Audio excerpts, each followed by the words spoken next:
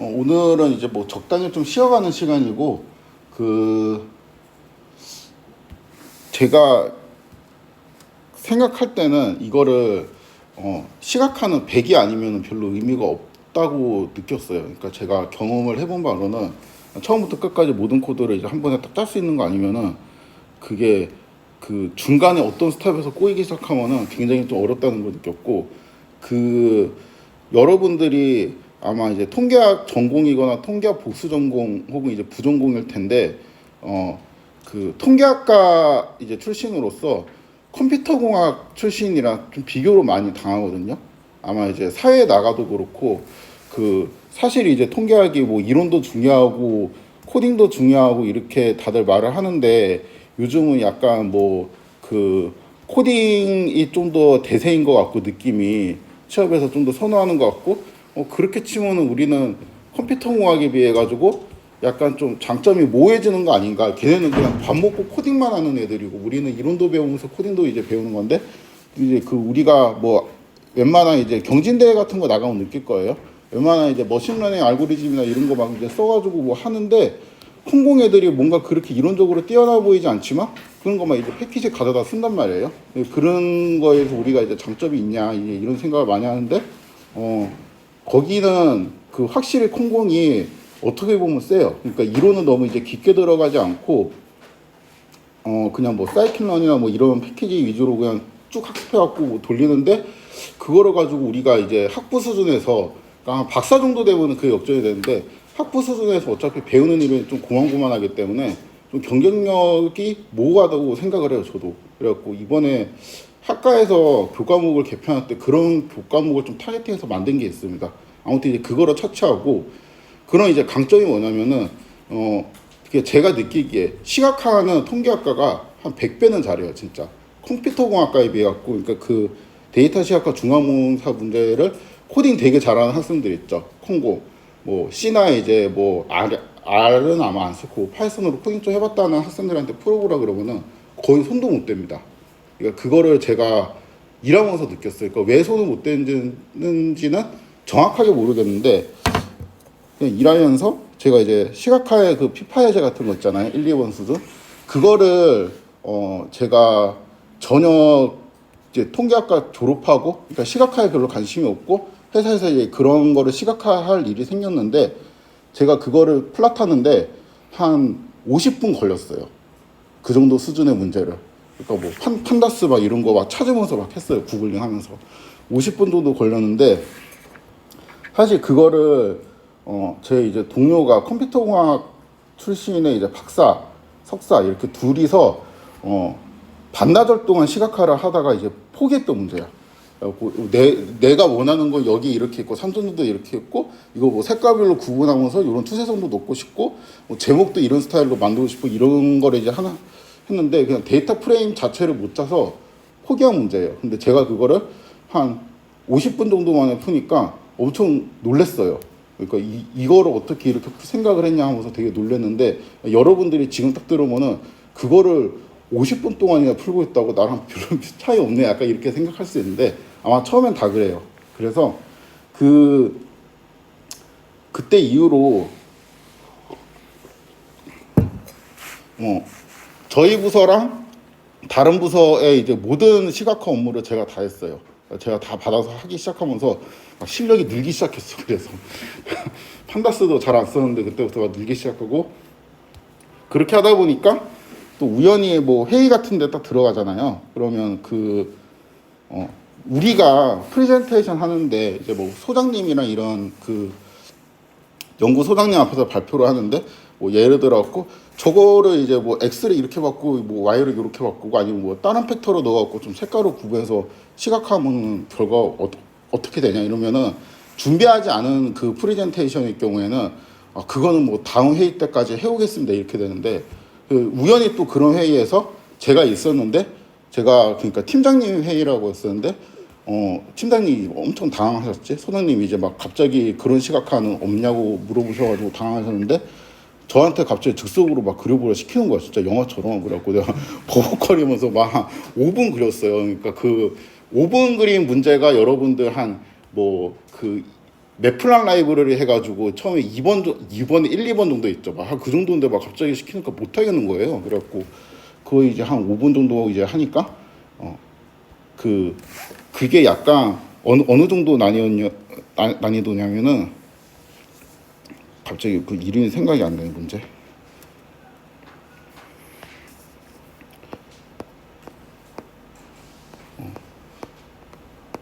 요 정도 문제였어요. 요 정도 난이도. 되게 쉬운 건데 갑자기 시키니까 나도 막 그때 못 하겠는 거예요. 그러니까 이게 뭐 내일까지 그려줘 이런 느낌이 아니고 지금 그려보라 그러니까 그래서 막 버벅거리면서 막 그러는데 잘했대요. 그래서 그 다음부터는 약간 무슨 서커스 하는 것처럼 막 저를 막 되게 그 매번 회의 때 데리고 다니면서 뭐 이거 꼭 하면 뭐 그려보라 그러고 즉석에서 그런 거라 그러니까 엄청 긴장됐거든요.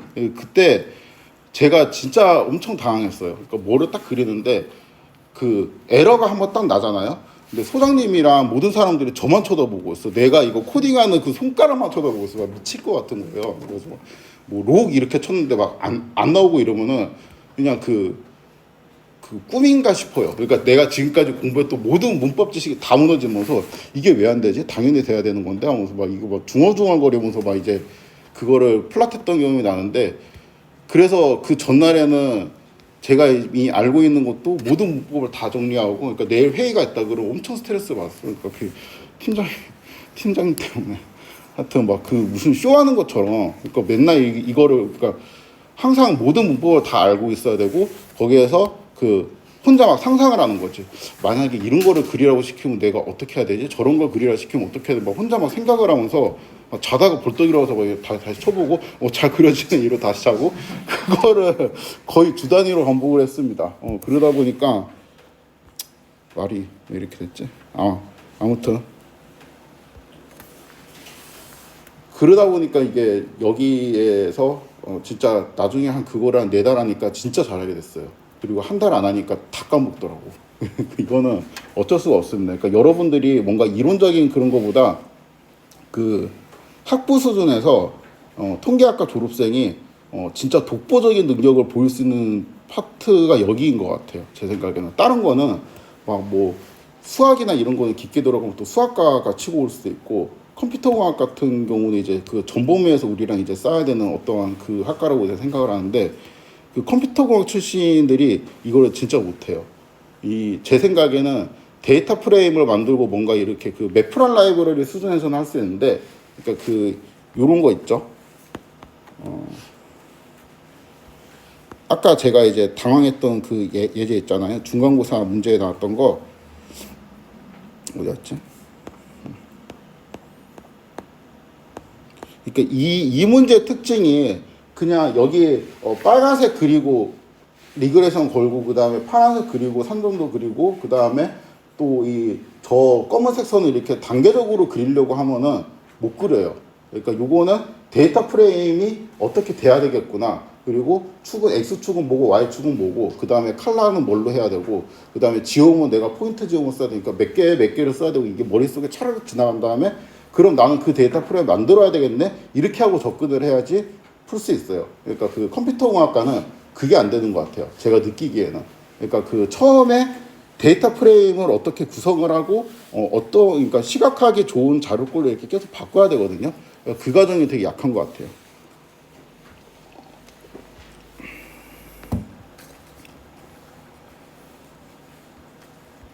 아무튼 저도 지금도 되게 많이 부족하지만 그 한 학기 동안 이거를 좀 많이 훈련을 해가지고 기말고사는 제가 좀 더 이제 문제를 어렵게 내서 여러분들 이제 실력을 많이 올릴 수 있도록 노력하도록 하겠습니다. 오늘은 그냥 그 디자인, 그러니까 제가 이제 여러 가지 테마가 있다 했는데 그냥 구현할 수 있는 능력, 그 다음에 데이터 프레임을 변형할 수 있는 능력, 이제 그게 왜 중요한지 알겠죠? 이번 시험을 계기로. 그 다음에 좀 디자인적인 측면에서도 이거를 수업을 한다 했는데 오늘은 이제 디자인적인 내용입니다. 그래서 기말고사에는 안 나오는 내용들이에요. 시험에 낼 수는 없어. 대부분의 이제 내용은 이제 여기 있는 이 레퍼런스에서 제가 이제 따온 예제들이고, 일반적으로 어떤 시각화가 훌륭한지에 대해서 쭉 설명을 했습니다. 거기에 덧붙여서 이제 제가 생각하는 방법도 이제 같이 설명을 했어요. 먼저 이제 프레젠테이션이랑 익스플로레이션이 있는데, 이 시각화를 할 때 이렇게 이런 식으로 딱딱 원하는 정보만 전달하는 방식을 이제 프레젠테이션 방식, 그다음에 요렇게 이제 희한한 시각화, 요런 거를 이제 좀 제공하는 거를 익스플로레이션이라고 하는데, 요 두 가지 방식이 이제 독자들한테 첫 번째 방식은 좀 덜 필요하게, 그러니까 뭐를 말하는지 명확하게 알 수 있고, 두 번째 방식은 되게 피곤하게 만들어요, 사람을. 그러니까 이게 무슨 그림이야, 뭐 하는 그림이야 라고 좀 읽고 탐색을 하고 요렇게 만드는 게 두 번째 방식인데, 첫 번째 방식, 그러니까 프레젠테이션 방식은 뭐를 말하려고 하는지 알겠죠. 그러니까 X축이랑 Y축이랑 이제 바플라시에 딱 그려져 있으니까 뭐 2007부터 2010까지 뭐가 증가하고 있구나. 그래서 적어가 가지고 뭐를 이제 설명하고 싶구나 하고, 이 그림을 보는 순간 메시지가 딱 들어옵니다. 두 번째 같은 경우 이게 뭐야? 약간 수영도 같은 건데 이게 그냥 뭔지 잘 모르겠죠. 그래서 막 읽어봐야 돼. 여기 그림 밑에 있는 설명을 막 읽어봐야 되는데 이 링크에 있는 작품이에요. 그러니까 이거는 작품이라고 합니다. 거의.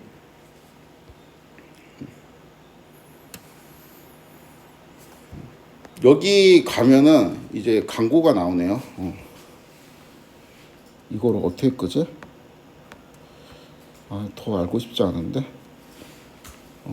여러분들 아마 들어가면 광고가 꺼질 텐데, 제가 이제 인상적인 게, 저 이제 홈페이지에 들어가면은 자기를 이제 시각화를 좀 전문적으로 많이 하는데, 작가 겸 디자이너라고 소개를 합니다. 그러니까 이 링크를 클릭하면 작가 겸 디자이너라고 소개하고 본인이 만든 이러한 작품들을 막 소개를 해요. 클릭을 하면은 이러한 시각화를 제공하는데, 이게 디자인 쪽에서 접근하는 이게 시각화 방식이죠. 그래서 이 사람이 시각화한 예제 중에 하나가 이 작품이라고 합니다. 뭐를 그렸냐면은 소설책을 시각화했어요. 소설책을 어떻게 시각화 생각을 하지? 그러니까 이런 생각을 할 텐데, 개념은 이렇습니다. 소설에 여러 가지 챕터가 있잖아요. 그다음에 그 챕터 안에는 뭔가 또 소챕터가 있고 또 문장도 있고, 그 문장 안에 또 단어가 있잖아요. 그러니까 소설이라는 거는, 이 소설이라는 집합은 여러 계층적 구조를 갖고 있는 여러 또 하위 집합들로 나누어져 있는데, 요거를 계층 구조로 수용도로 그리는 거예요. 원래 이제 수용도라는 게 계층 구조를 표현하기에 되게 적합한 방식이잖아요. 그래서 이제 맨 위에 여기가 이제 하나의 이제 소설에서 시작하는 거고, 여기 이제 선들이 쭉 나와져 있는 게 이제 소챕터이고, 소챕터에서도 이제 선들이 쭉 있죠. 그게 이제 하나의 이제 단어들과 어떠한 이제 단어들의 문단이나 이러한 또 소주제로 이렇게 나눠져 있는데, 색깔이 보이죠? 이 색깔은 이 소설에 여러 가지 이제 테마가 있는데, 이 테마를 색깔로 구분했습니다. 예를 들어 갖고 여행, 음악, 파티 이런 테마가 있는데, 여행에 해당되는 거는 노란색, 파티에 해당되는 건 빨간색, 이런 식으로 표현을 한 거예요. 딱 보니까 이 어떤 요러한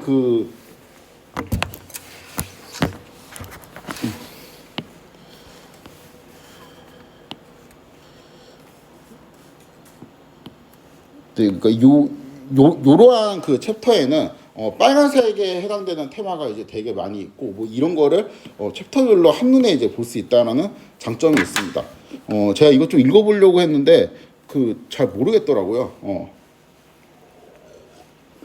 영어로 설명이 되어 있지 않아 가지고 잘 모르겠는데, 이게 이제 카이로 교수님, 그러니까 이 책의 저자, 요 책에 소개된 예제인데, 이 책에 이제 교수님이 이제 설명하기에는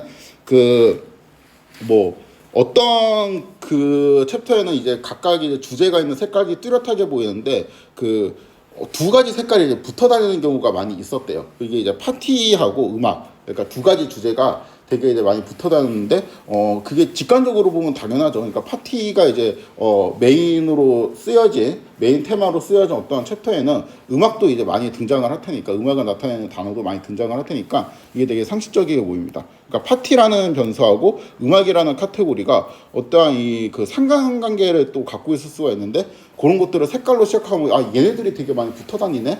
그러한 것들로 소설책의 내용을 전반적으로 파악할 수 있죠. 이런 거는 이제 천재적인 거죠. 그러니까 제가 그 데이터 시각화할 때 어려운 점이 세 개 있다고 했는데 첫 번째가 그냥 내가 처음에 그냥 접근하는 그러니까 창의성이 부족해서 이런 거를 어떻게 그려야 될지 모르는 경우. 그러니까 두 번째는 내가 뭐를 그려야 되겠다는 거는 알겠는데 그거를 그릴 수 있는 데이터 프레임을 상상하지 못하는 경우. 그냥 세 번째는 그것까지 되는데 그걸 구현하지 못하는 경우. 이게 세 개가 있다 했는데 이거는 사실 그냥 우리의 창의성이 좀 부족한 거죠. 요런 거는 많이 보면 돼요. 그러니까 남들이 옛날에 이렇게 하는 걸 내가 봤는데 그거를 흉내해서 나도 좀 해볼래. 뭐 이런 식으로 많이 이제 보고 흉내를 내면 됩니다. 요거는 그러니까 이러한 방식은 뭐냐면은 독자들이 이제 그 계속 이 그림을 읽어가면서 탐색을 계속 해야 돼요. 그러니까 요렇게 정보가 단순하지 않고 그냥 정보를 굉장히 많이 요약을 해서 독자들한테 확 던져주고 독자들이 이제 탐색을 하면서 읽게, 그러니까 되게 피곤하게 만드는 스타일입니다.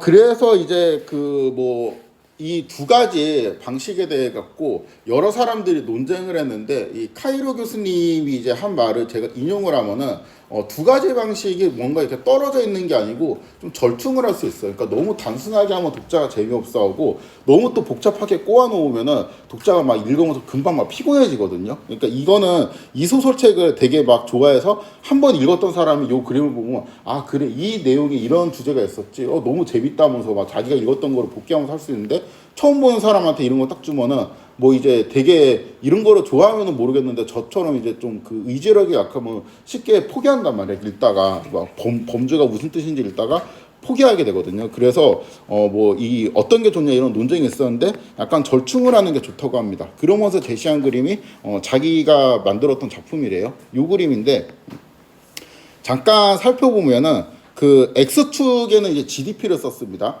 그러니까 그리고 Y축에는 그러니까 X축은 이제 소득 내가 이제 얼마나 돈을 이제 많이 벌고 있는지 그 국가가 이제 이제 매저를 썼고 Y축에는 불평등 그러니까 Y축이 클수록 불평등 지수가 높아지는 거예요.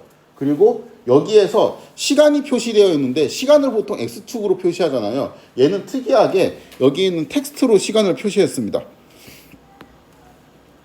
그래서 그러니까 여기 이제 요런 식으로 시간이 표시되어 있죠. 그러니까 요런 식으로 이제 쭉 가는데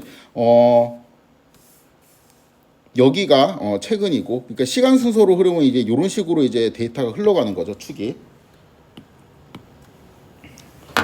그리고 이 이제 어떤 나라의 요 소득 지수하고 불평등 지수를 플러스를 했는데 색깔이 구분되어 있잖아요. 그러니까 색깔은 뭐를 의미하냐면 정권을 의미해요. 그러니까 여기에는 벌써 몇 개의 변수가 그냥 녹아져 들어가 있는 거죠. 그러니까 일단 그러니까 시간이 이제 하나의 축으로 들어가 있고, 그 다음에 GDP, 그 다음에 불평등 지수, 그래서 여기까지 3차원, 그 다음 정부 여기까지. 그러면 이제 4차원이죠. 4차원 정보가 2차원 그림에 이제 요약이 되어 있는데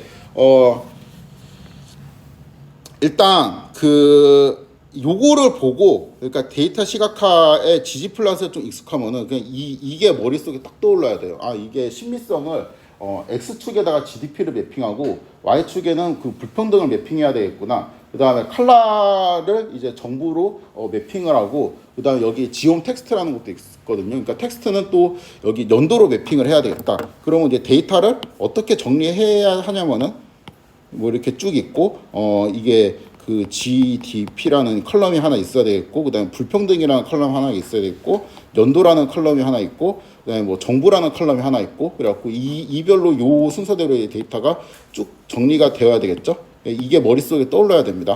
아무튼 지금은 뭐 그냥 이 그래프를 좀 감상을 해보죠. 초록색 점부를 하이라이팅 해보면은 이 초록색 점부 같은 경우는 X축의 변화는 별로 없는데 Y축이 확 증가했죠. 그러니까 초록색 정부가 들어와서 불평등이 되게 이제 심화되었다라고 해석을 할 수가 있습니다. 그렇죠?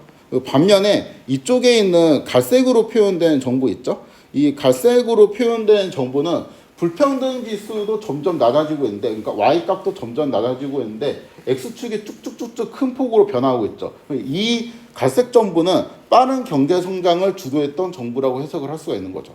그렇죠? 그 다음에 또 이렇게 해석을 할 수 있어요. 그러니까 1981년, 82년, 83년, 84년 이렇게 했는데 82년이나 83년은 되게 안 보이네 이거. 그 강의 노트 봉사 해보세요. 그러니까 82년이랑 83년은 점들이 되게 붙어 있죠. 점들이 붙어 있다는 거는 x축 y축의 값이 비슷하다는 거고, x축 y축의 값이 비슷하다는 거는 소득이나 불평등 지수가 두 정보가 그 연도가 비슷하다는 거거든요. 그러니까 이 점들이 조밀할수록 변화의 폭이 적은 거예요. 그냥 그저 그런 정보야. 아무것도 이제 안 하는 정보. 뭐 이렇게 이제 해석을 할 수 있는 거고, 여기에 뭐 91년에서 92년 같은 경우 이렇게 점들 사이의 간격이 넓잖아요. 그러면은 이게 그 똑같은 시간인데 간격이 넓다라는 거는 뭔가 큰 변화가 일어났다는 걸 의미해요. 그래갖고 점들이 이렇게 조밀한 곳 지역은 변화를 크게 많이 주지 못했던 정부. 그다음에 점들이 이제 크게 떨어져서 분포가 되어 있는 곳은 변화가 이제 심하게 일어났던 그러니까 많은 변화를 이제 줬던 정부. 그러니까 초록색이랑 갈색이 그러하죠. 초록색은 좀 네거티브하게 변화를 한 것 같은데. 요 그림이 그러니까 그게 우리한테 되게 익숙한 라인 플랫인 것 같고, 언뜻 보기에는 이제 프리젠테이션형인 것 같거든요. 그러니까 뭔가 이제 그 그래프가 전달하려는 메시지가 되게 명확해 보이는데, 생각보다 의외로 이게 여기에 고차원 정보들이, 그러니까 4개의 정보가 같이 들어가 있기 때문에 해석을 할 만한 여지가 좀 많이 있습니다. 그래서 요런 그래프를 이제 좋아한다는 거죠. 그러니까 독자들은, 그러니까 어느 정도 너무 단순한 것도, 그러니까 너무 좀 복잡한 것도, 그러니까 그 복잡한 거는 거의 그 작품이라고 봐야 되는 거잖아요. 이 사람이 소개한 것처럼. 그러니까 뭐 예술 작품을 그릴 게 아니면은 약간의 좀 해석을 좀 할 수 있고, 많은 정보를 그러니까 한 그림에 담는 거를 좋아해요, 보통. 그러니까 여러 그림을 나눠서 그리는 것보다 정보를 한 그림에 담아갖고 이거를 가지고 이렇게 해석하고 저렇게 해석하고 한 서너 가지 방법으로 이렇게 해석하는 걸 좋아합니다. 그래서 이렇게 그려야 된다라고 교수님이 말씀하셨습니다. 요게 그래서 첫 번째 주제였습니다. 그러니까 프레젠테이션 형이랑 익스플로레이션이 있는데 두 가지를 이제 좀 절충한 그래프가 요즘 인기가 있다. 요게 이제 첫 번째 메시지였고, 두 번째 메시지는 그냥 이건 당연한 소리인데, 그 뭔가 이제 문제에 대한 주장을 하려면 그 주장에 대한 그 근거가 되는 시각화를 함께 제공하는 게 훨씬 효과적이다. 뭐 요런 얘기입니다. 이것도 이제 그 책에 엄청 길게 써 있는데 제가 좀 요약을 하면은 그 인구 문제에 대한 편견이 있다고 합니다. 그러니까 두 가지 이제 편견이 있는데 주장 1, 2가 그 두 가지 편견이에요. 그러니까 가난한 나라들이 지금 애를 너무 많이 낳고 있어요. 그래가지고 세계 인구가 이제 90억이 돼갖고 우리가 다 죽을 것 같다. 식량이 없어서 나중에 죽을 것 같다. 이러한 주장이 있고, 두 번째, 그러니까 이거는 좀 반대되는 측면의 주장인데, 그 인구가 증가하는 것도 문제인데, 지금 선진국 같은 경우는 애를 안 낳으려고 해서 너무 좀 난리다. 그래갖고 그렇다면 이제 결국에는 고령화 사회가 될 것이고, 그럼 우리가 이제 다 이제 죽게 될 것이다. 이제 뭐 이러한 이제 주장이 있는데, 이상적 낙관주의자라는 이제 책에 그 제시된 이제 메시지, 이 주장 1, 2가 이제 틀렸고, 내가 그 지구는 이제 안전하고 여러분들의 미래는 걱정 없다, 이제 이러한 내용인데 그렇게 이제 뭐 너무 이렇게 낙관주의가 아니고 내가 데이터에 근거해서 하는 말이다. 그래서 이제 제목이 이성적 낙관주의자인 것 같아요. 아무튼 이 메시지가 뭐냐면은, 가난한 나라의 경우에는, 그러니까 주장 1의 경우는 어떻게 반박을 했냐면, 가난한 나라는 출산율이 이제 최근 데이터라 보니까 감소하고 있대요. 그러니까 특히 이제 가난하다가 이제 최근 막 부유해진 나라들 있잖아요. 그런 나라들은 출산율이 큰 폭으로 확 떨어지고 있대요. 이제 그렇기 때문에 출산율이 너무 높아갖고 인구가 90억이 될 일은 없다. 이제 이런 말이었고, 주장 2에 대해서도 반박을 했는데, 그 편견적으로 잘 사는 나라들, 뭐 스웨덴이나 노르웨이나 뭐 이런 나라들의 출산율이 낮은 거는 사실인데, 최근에 통계량을 조사해 보니까 출산율이 증가하는 추이에 있다고 합니다. 그래갖고 결국에는 세계 인구가 안정화될 것이다 라고 주장을 했는데, 그 주장을 뒷받침하는 그림이 이 달러 한 장이 있었대요. 그 책에. 그냥 이거 뭐 1950년대부터 2005년대까지 그림을 그렸는데, 그냥 출산율을 이제 전체로 뭉뚱그려 가지고 이제 그래프를 그린 거죠. 그래갖고 이 그래프에 대한 카이로 교수님의 평가가 어떠냐면은, 간단 명료해 보이는 그림인데 리들리가 이제 주장한 그러한 그 근거들을 이 그림이 전혀 서포트하지 못하고 있다. 그래갖고 요거는 그러니까 그 주장에 비해서 그림이 너무 좀 이제 빈약하다는 거죠. 그러니까 이 주장이 맞으려면은 그러니까 리들리가 주장했던 최근 선진국들이 뭔가 출산율이 이제 감소하고 있는 추세라든가 증가하고 있는 추세라든가 개발도상국들이 출산율이 급격하게 떨어지는 것들을 적절하게 이제 다 보여줘야 된다라는 건데 그런 것을 이제 본인이 그렸다고 합니다. 여기에는 지금 이 화면에는 잘 안 보이는데 수많은 선들이 막 지나가고 있어요. 그러니까 모든 나라에 이제 다 플러스를 한 거고 자기가 볼 때 중요하다고 생각하는 나라들만 하이라이팅을 했어요. 그러니까 중요하지 않다고 생각하는 나라들은 저기 회색으로 처리를 했습니다. 자기가 이거를 막 그렸대요. 그리고 요거는 이제 엑셀이랑 지지플랫 그 다음에 그 마지막에 그래픽 작업은 그 AI 그러니까 인공지능 AI 말고 여러분들 디자인 툴에 일러스트레이터라고 있거든요. 어도비에서 만든 거 이제 그거를 줄여서 AI라고 부릅니다. 그거를 이용해서 자기가 했대요. 그래서 아무튼 살펴보니까 여기 이제 뭐 그 초록색이 딱 눈에 보이죠. 큰 폭으로 출산율이 확 떨어지고 있죠. 이게 브라질입니다. 브라질 같은 경우는 출산율이 이제 대폭 감소하고 있고 인도도 그렇다고 해요. 그리고 여기에 보면은 뭐 스웨덴 같은 경우는 지금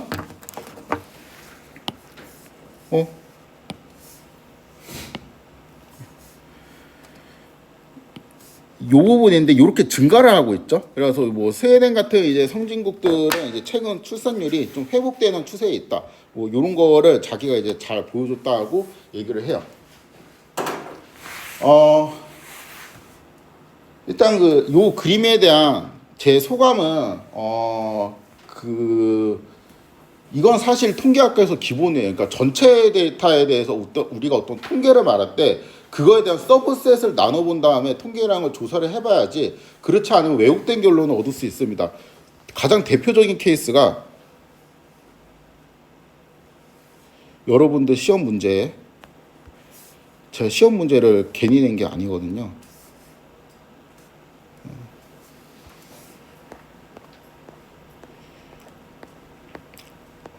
요거 있죠? 전체 데이터를 딱 보고 코릴레이션 구하면 양수 나오죠. 그쵸? 기울기가 양수잖아 지금 검은선에. 근데 이거를 A하고 B 그룹으로 나눠서 코릴레이션을 구해보면 음수가 나오죠. 그쵸? 그러니까 정반대 이런 결과를 주는 것도 있어요. 이거는 당연한 거예요. 그러니까 부분 집합을 당연히 구해가지고 그러니까 주장이 맞을 때 어떠한 주장을 할 때 전체도 그려보고 그거를 그룹별로 묶어갖고 이제 그려보고 그러면 여러분들 머릿속에 또 그룹 파일을 쓴 다음에 그거를 나중에 만들면 되겠구나 이렇게 떠올려야 됩니다. 요거는 당연한 겁니다. 그리고 요거에 대한 예제가 심슨의 패러독스라고 있는데 그것도 통계학에서 되게 중요한 예제이기 때문에 요것도 다룰 거예요. 그 다음에 또 인상적이었던 게 이 디자인 툴을 저도 써야 되겠다 그런 생각이 들었어요. 이 책을 읽으면서 일러스트레이트로 뭔가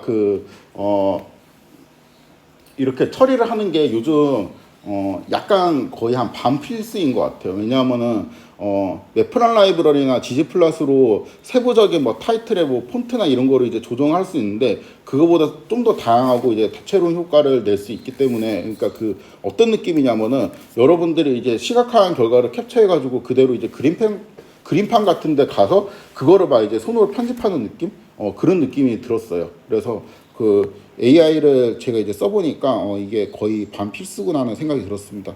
수업을 하고 싶은데 그게 비싸가지고 내년에는 제가 할 수 있도록 좀 잘 해볼게요. 그리고 또 그냥 뭐 이거는 제가 썼는데 이 회색 처리한 게 약간 자기가 생각할 때 중요하다고 생각하는 나라들을 중요하지 않다고 생각하는 나라들을 회색으로 처리했는데 요게 이제 좀 더 이제 엄밀한 자리라면은 이러한 식으로 그러니까 임의로 뭔가 회색 처리하는 게 약간 비판을 받을 소지가 있습니다. 그래갖고 뭐 데이터를 근거로 이런 거를 이제 필터링을 하는 게 좋겠죠. 그 다음에 이 책을 읽다가 정말 참을 수가 없었던 통계학과 졸업생으로서 정말 참을 수가 없었던 내용이 있어갖고 소개를 합니다. 이 막 되게 흥미로운 자료를 갖고 왔는데 왼쪽 그림을 보면은 X축이 지금 출산율이에요. 그리고 Y축이 이제 수입입니다. 그러니까 수입이 높을수록 출산율이 낮네요. 딱 봐도 이제 반비례 관계가 있어 보입니다. 그렇죠? 그리고 오른쪽 그래프는 X축이 출산율이고 Y축은 전체 중학생 중에 여학생이 차지하는 비율입니다. 그러니까 말을 되게 어렵게 써놨는데 그 여기 Y축이 60%라는 거는 그러니까 원래는 50%가 돼야 정상이야. 그쵸? 그러니까 중학생 중에 여학생의 비율은 50%가 돼야지 정상인데 지금 이제 밑에 그러니까 오른쪽에 가 있는 뭐 이런 나라들은 20% 30%라는 거거든요. 이거는 뭐냐면은 여자는 교육받을 필요가 없다라는 되게 그 옛날 사고 방식을 가지고 중학교에 안 보내는 거예요. 여학생을. 그러니까 남학생들이 많은 거지. 이제 이런 나라는 출산율이 높고 좀 이제 잘 사는 나라들, 정상적인 나라들은 반반으로 떨어져야 되거든요. 그러니까 남녀 이제 모두 이제 평등한 교육 기회를 주는 나라들은 오히려 출산율이 낮다는 겁니다. 그래서 여기 밑에 1.7 이거 주석을 제가 그대로 갖고 왔는데 네가 더 이제 교육을 받고 네가 더 부유해질수록 너는 애를 안 낳을 거야라는 주석이죠. 그렇죠? 그래가지고 이 교수님이 쓴 문장을 제가 또 그대로 따왔습니다. 그러니까 중학교에 진학하는 여성이 적을수록 아이를 많이 낳는다고 해석할 수 있다. 요렇게 이제 써놨는데 이거는 이제 그 아이스크림 예제를 들으면 딱 봐도 틀린 건 알겠죠. 이거는 그 코릴레이션이랑 코잘리티는 완전히 다른 개념입니다. 그러니까 이 교수님의 논리대로 하면은 여학생들을 중학교에 우리가 보내지 않으면 출산율이 올라간다는 소리잖아. 그러니까 이거를 가지고 인과적으로 해석을 하면 안 돼요. 그러니까 요거는 그래서 좀 틀린 해석이라고 볼 수 있습니다. 이렇게 막 말하면은 사실 사람들이 싫어해. 웬만하면은 그냥 상관성 있고 일관성이라고 그냥 그 일상생활에서는 좀 잘 많이 통용이 돼서 통계학과끼리만 이야기하는 게 좋은가 싶기도 하고. 아무튼 요거는 틀린 소리예요. 요거는 교재가 잘못됐습니다. 그리고 요거는 좀 인상적이었어요. 그러니까 그림을 너무 이제 예쁘게 그리려고 하다가 이렇게 예쁜 그림을 선호하는, 그러니까 좀 이제 팬시한 거를 선호하는 사람이 나이젤 홈즈라고 있었죠. 그 다음에 잉크를 뭐 많이 쓰면 막 이런 사람 있잖아요. 이제 그 사람이랑 옛날에 이제 많이 싸웠는데 이것도 그냥 카이로 교수님은 절충하는 게 좋다라고 생각을 했어요. 그래갖고 그 너무 이렇게 잉크를 뭐 그러니까 요즘 뭐 잉크를 그렇게 적게 쓰는 그런 그림이 좀 선호되는 것도 아니고, 그렇다고 해서 그 맥락에도 없이 막 그냥 너무 팬시하게 막 그림을 그리는 것도 별로 안 좋고, 두 개를 약간 절충을 하는 게 좋은데 이제 주의해야 될 점은 예쁜 그림을, 그러니까 너무 이제 팬시하게 그림을 그리려다가 본래 메시지가 좀 흐려지면 안 된다. 이러한 내용으로 예제를 많이 소개를 하셨습니다. 요거는 이제 첫 번째 사례인데 남미 국가의 국방력을 시각화한 그림이에요. 그래갖고 뭐 이 브라질은 이제 367.9, 그 다음에 이 숫자가 높을수록 여기에 있는 그 사람들도 많이 표현이 되어 있는 상태입니다. 그래서 요 나라 같은 경우는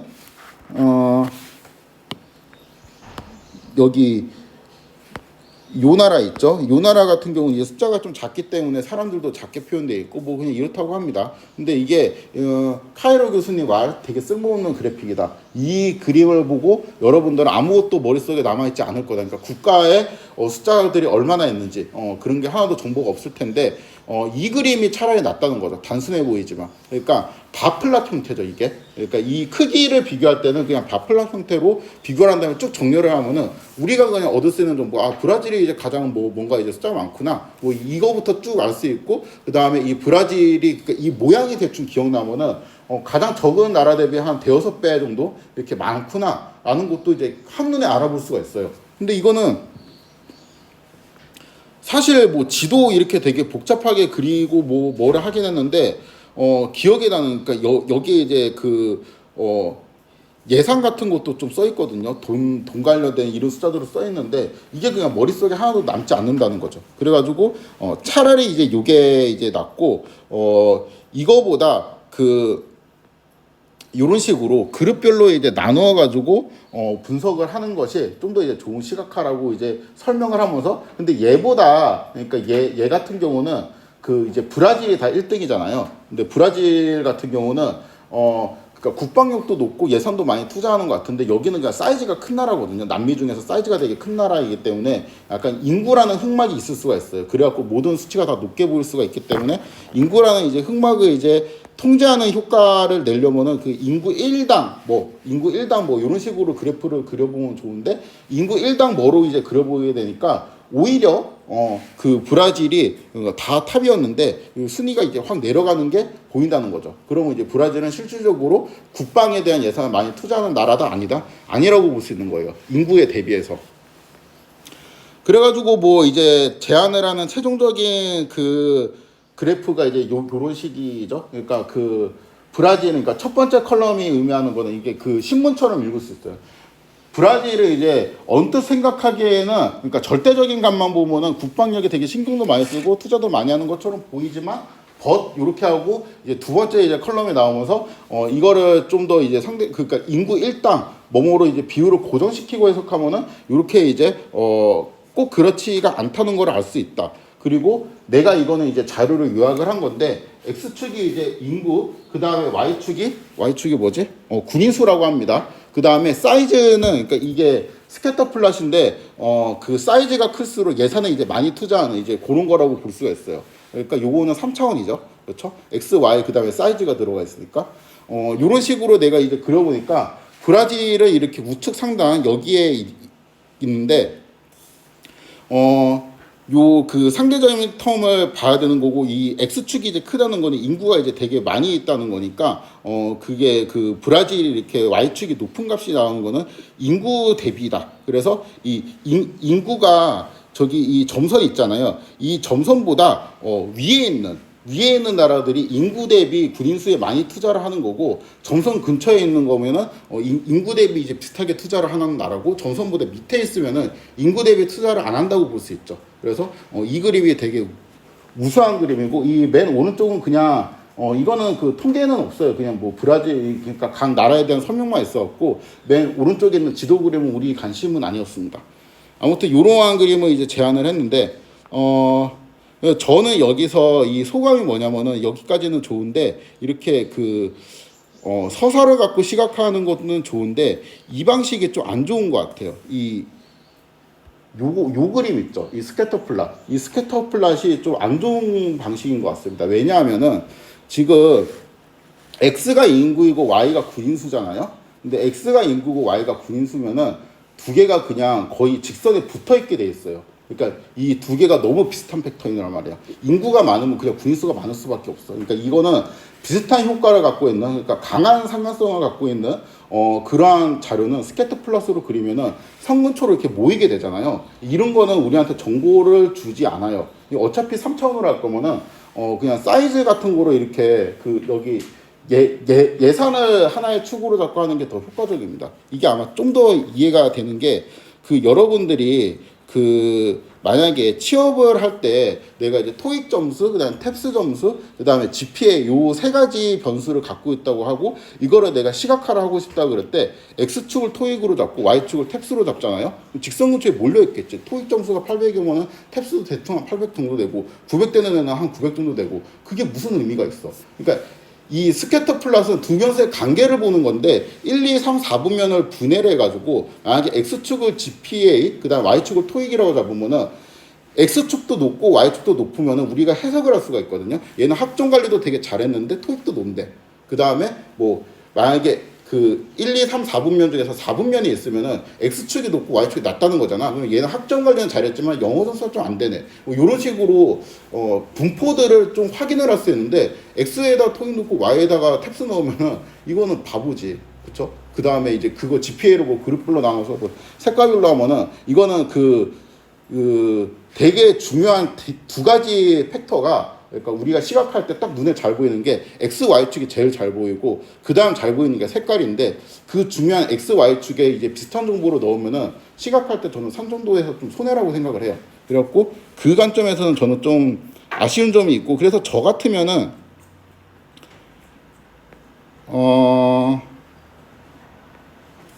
그러니까 이렇게 했을 것 같아요. X축에다가 예산, Y축에다가 뭐 군인수, 그 다음에 뭐 사이즈는 이제 별로 안 중요하니까 인구수 뭐 이렇게 하고 인구를 사이즈로 뺐으니까 X 예산이랑 구인수는 인구 1당 예산, 인구 1당 구인수 뭐 이런 식으로 하면은 좀 더 이렇게 많이 다채롭게, 그러니까 모든 나라들이 구분이 됐을 것 같아요. 그러니까 이거는 브라질을 위주로 너무 써가지고, 그러니까 브라질만 여기 보이고 다른 나라들 여기 그 뭉쳐 보이잖아요. 그러니까 브라질 인구가 많기 때문에 군수가 많은 거야. 이 메시지를 전달할 때는 되게 좋은데, 이 여러 나라들이 어떠한 분포를 갖고 있는지는 좀 파악하기 어렵습니다.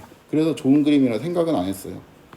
이게 그러니까 그 첫 번째 사례에서 자기가 막 이제 제안을 하는데, 일단 그러니까 여러 가지 내용이 있었는데 요렇게 그리는 것보다 차라리 이렇게 그리는 게 낫다. 이게 거의 메인 메시지예요. 근데 이렇게 하면은 너무 이제 그림이 없어 보인다 생각했는지 자기가 막 이제 수정을 한 거고, 첫 번째 메시지는 뭐냐면은 크기 비교를 할 때는 바플러스로 해라. 이게 메시지입니다. 그러니까 뭐 이 화려하게 넣을 생각하지 말고 네가 진짜 숫자를 비교하고 싶으면은 바플러스를 제시해라라는 게 이제 첫 번째 메시지예요.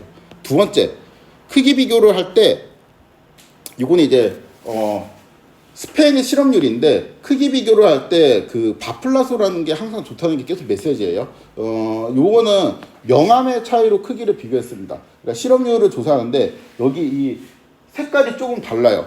그렇죠? 그리고 그 이 중간 정도의 요거를 우리 그 코딩 용어로 하면 알파죠. 그렇죠. 투명도를 이제 얼만큼 이제 세게 할 건지를 조정을 하는 건데, 이 투명도를 가지고 뭔가를 했는데 투명도가 센 거, 약한 거 이렇게 했는데, 이 약한 거하고 중간 그 투명도가 사실 잘 구분이 안 되지 않아요? 잘 모르겠죠. 그러니까 이런 거는 크기 비교를 할 때 이제 어떤 지역이 그 뭔가 실업률이 더 세고 약한지를 직관적으로 비교하기도 어렵고, 그 크기의 절대값 자체도 좀 비교가 힘들어요. 명암으로 표현을 하려면 그룹핑을 해야 될 테니까. 그래서 교수님이 막 되게 싫어했습니다. 명암으로 왜 도대체 이거 크기 비교를 하냐. 비교를 위해서 이렇게 바플랏을 제시하는 게 더 낫다는 거죠. 그래서 비교를 할 거면 바플랏을 제시해라. 요게 또 두 번째 메시지였습니다. 세 번째도 똑같은 내용이에요. 그 크기 비교를 할 때 버블을 쓰는 경우가 되게 많이 있거든요. 이 버블 차트를 쓰는 경우가 많이 있는데, 회색, 그러니까 좀 진한 부분이 이제 비포이고, 연한 부분이 비포이고 진한 부분이 애프터입니다. 그러니까 요런 거는 이제 비포가 더 크니까 크기가 축소된 거. 그 다음에 다 크기가 축소되었네. 그러면 이제 그 두 번째 동그라미 같은 경우는, 요 동그라미 있죠. 요거 같은 경우는 진짜 이제 그 과거의 영광에서 엄청나게 이제 크기가 축소된 케이스라고 볼 수가 있는 것이죠. 요 그림을 딱 보면은 이게 문제점이 뭐냐면은 이 그림 있죠. 요 그림이 이제 2007년이랑 2009년에 대한 크기를 비교한 건데, 이 그림만 딱 보면은 거의 작은 원이 큰 원의 한 절반 정도는 사이즈를 차지하고 있다라고 우리 눈이 착각을 하거든요. 그런데 이 숫자를 실제로 비교해 보면 이렇다고 합니다. 그러니까 얘하고 느낌이 확 다르죠. 그래갖고 이 버블 차트는 면적에 대한 게 우리 눈에 들어오기 때문에 이 크기를 되게 왜곡시킬 수가 있어요. 그래가지고 버블 차트는 크기를 왜곡시킬 수 있기 때문에, 만약에 그러니까 버블 차트는 대부분 쓰지 않는 게 좋고, 크기를 비교하고 싶으면 이렇게 바 형태로 이 막대 그래프 형태로 표현을 해라 라는 게 메시지였습니다. 그런데 이제 좀 예외가 있는데, 이 경우는 버블 차트를 써도 괜찮아요. 왜냐하면은 요거는 이제 그 선거지도에서 이게 정당별로, 그러니까 정당은 색깔로 구분이 되어 있고, 이거는 지금 X축, Y축에 좌표가 들어가 있겠죠? 지도니까. 그 다음에 산점도를 그렸는데, 그 산점도에 대한 이제 컬러가 들어가 있고 사이즈가 들어가 있는데, 사이즈는 이제 그 얼마나 표가 몰렸는지를 의미합니다. 그러니까 이거는 4차원이 들어가 있는 거죠. X, Y, 컬러, 사이즈 4개가 들어가 있으니까. 요 경우에는 그 버블 차트지만 좀 의미가 있다고요. 왜냐하면 그 이 선거 같은 경우는 파란색이랑 빨간색이 어떤 지역에 이렇게 분포가 되어 있는지 중요하고, 이 크기가 사실 별로 중요하지 않다고 합니다. 그러니까 이게 70%랑 뭐 한 20% 지지율로 이겼는지 60대 40 정도의 지지율로 내가 이겼는지, 그런 거는 이제 별로 중요하지 않고, 그냥 어떤 지역에 이제 빨간색이 많고 어떤 지역에 파란색이 많은지 이게 더 중요하기 때문에, 크기가 조금 왜곡돼도 요 정도는, 그러니까 이 경우는 이제 크기 말고는 딱히 그 지지율의 차이를 비교할 수 있는 수단이 없잖아요. 그래서 요 경우는 그 절대적인 이 크기 비교 자체의 숫자가 중요한 게 아니고 그 크냐 작냐 정도만 우리가 판단을 하면 되기 때문에 요거는 또 괜찮다고 해요. 그래서 이게 마지막 결론인데 용도가 좀 있는데, 그러니까 시간에 따른 변화량을 보고 싶으면은 라인 플러스 그리는 게 좋고, 그 다음에 비교를 하고 싶으면은 바 플러스 그리는 게 좋고, 그 다음에 두 변수를 이제 그릴 건데 두 변수 사이에 어떠한 관계를 파악하고 싶으면은 상정도를 그리는 게 좋습니다. 네, 오늘은 여기까지 하도록 하겠습니다.